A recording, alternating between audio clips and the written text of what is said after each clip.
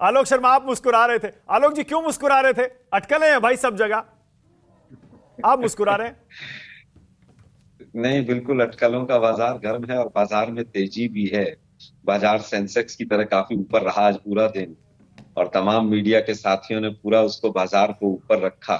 और ललन सिंह जी ने जो कहा है काफी हद तक वो शायद मुझे लगता है सच है कि स्क्रिप्ट कुछ लोगों को, मैं सबकी बात नहीं कर रहा हूं, कुछ लोगों को बीजेपी ने दी कि आज वहां पर कांग्रेस की महारैली है तो उसको किस तरह से तमाम मुद्दों से डाइवर्ट किया जाए, किस तरह से अयोध्या को चलाया जाए। तो आज दो चल रहे हैं, एक तो अयोध्या चल रहा है, दूसरा अटकलें चल रही हैं। जब नीतीश कुमार जी स्वयं उन अटकलों को खारिज कर रहे हैं, ललन सिंह खारिज कर रहे हैं, हाँ। तेजस्वी यादव खारिज कर रहे हैं, लेकिन उसके बावजूद अटकलें हैं।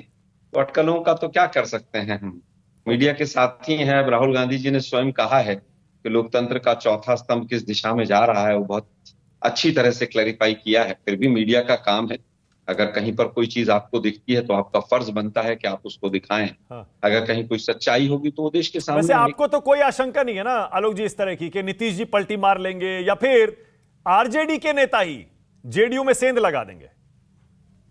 देखिए, वैसे इन दोनों सवालों का उत्तर तो आरजेडी के प्रवक्ता या जेडीयू के देंगे, लेकिन जितनी मेरी अल्प सा ज्ञान है मेरा, मुझे नहीं लगता कहीं पर कुछ भी होने वाला है। अगर वहां पर आज अटकलें अध्यक्ष को लेकर, राष्ट्रीय अध्यक्ष को लेकर तमाम अटकलें भी हैं, तो मैं समझता हूं हर पार्टी अपने आप में स्वतंत्र है, वो क्या करेगी क्या नहीं करेगी। लेकिन जहां तक बात गठबंधन की है, तो गठबंधन बिहार में अटूट रहेगा। इंडिया गठबंधन मिलकर चुनाव लड़ेगा और हम बीजेपी का सुपड़ा साफ करेंगे। ओके, डॉक्टर नवल किशोर, नवल अब सुन पा रहे हैं? मुझे आवाज मिल रही है आपको? नहीं, अभी आपकी दिक्कत आवाज है। तो आ रही है। नहीं, अभी आपकी आवाज मुझे नहीं मिल रही है, उसे ठीक करवा रहा हूं। हाँ, अभी ठीक करवा रहा हूं, एक सेकंड रुकिएगा।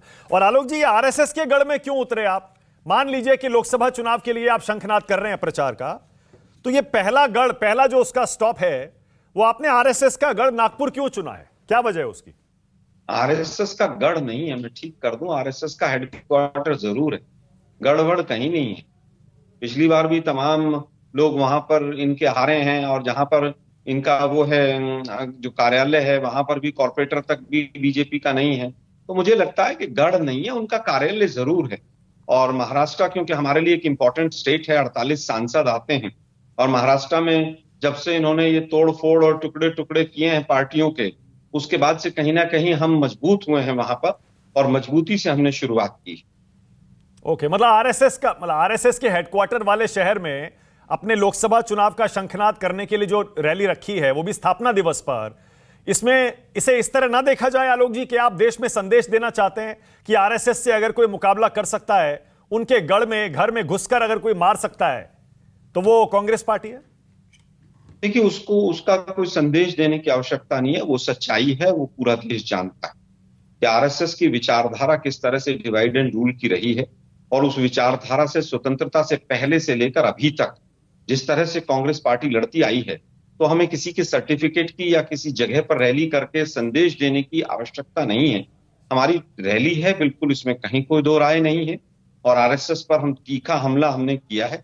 आरएसएस ने जिस तरह से तमाम संवैधानिक संस्थाओं को अपने कब्जे में लिया है, आज जिस तरह से तमाम संवैधानिक संस्थाएं पंगु बन गई हैं, आज किसी अधिकार की बात नहीं होती है, 150-150 सांसद जो हैं वो संसद से बाहर कर दिए जाते हैं। ये सब जो विचारधारा है, जो मूल विचार है, वो आरएसएस का ही है। तो मुझे लगता है कि पूरी तरह से आज जो हमने शंखनाद किया है, हम अधिकारों की बात कर रहे हैं, ये अधिकार छीनने की बात कर रहे हैं, ओके। और यही लड़ाई है। ओके।